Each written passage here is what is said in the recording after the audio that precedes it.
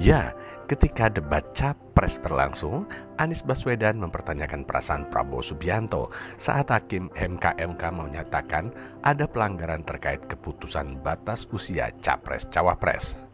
Prabowo pun menjawab bahwa keputusan MK final dan tidak dapat diubah. Dan lantas Prabowo mengatakan bahwa rakyat yang memilih Capres-Cawapres.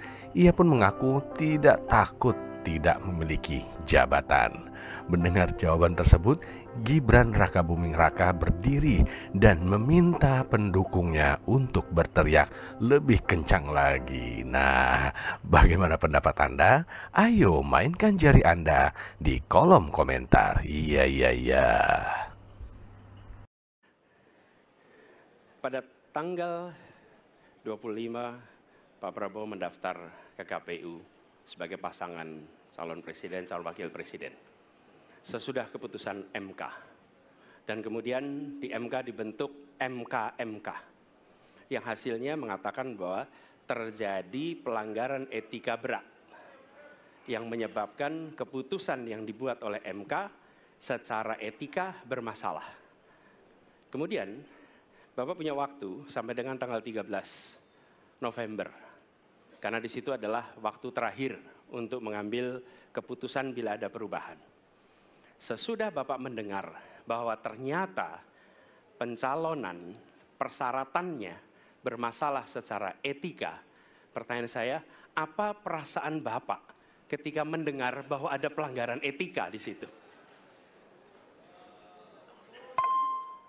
Baik, waktunya habis. Kami berikan kesempatan kepada calon presiden nomor urut 2 untuk menjawab selama 2 menit. Waktunya dimulai dari sekarang. Jadi Mas Anies ya memang suatu perkembangan politik itu ada beberapa segi perspektif ya. Jadi tim saya, para pakar hukum yang mendampingi saya menyampaikan bahwa dari segi hukum tidak ada masalah. Masalah yang dianggap pelanggaran etika sudah diambil tindakan dan keputusan ya waktu itu oleh pihak yang diberi wewenang. Kemudian sudah ada tindakan dan tindakan pun itu masih diperdebatkan karena yang bersangkutan masih memproses. Tetapi intinya adalah bahwa keputusan itu final dan tidak dapat dirubah. Ya, saya laksanakan ya. Dan kita ini bukan anak kecil, Mas Anies ya. Anda juga paham ya. Sudahlah ya. Sekarang begini. Intinya rakyat yang putuskan, rakyat yang menilai. Kalau rakyat tidak suka Prabowo dan Gibran, nggak usah pilih kami, saudara-saudara sekalian. Dan saya tidak takut tidak punya jabatan, Mas Anies. Sorry ya. Sorry ya. Para Mas Anies, saya tidak punya apa-apa. Saya sudah siap mati untuk negara ini. Baik.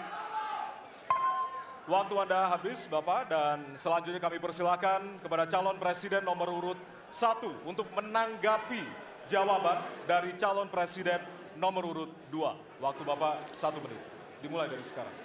Fenomena ordal ini menyebalkan. Di seluruh Indonesia kita menghadapi fenomena ordal.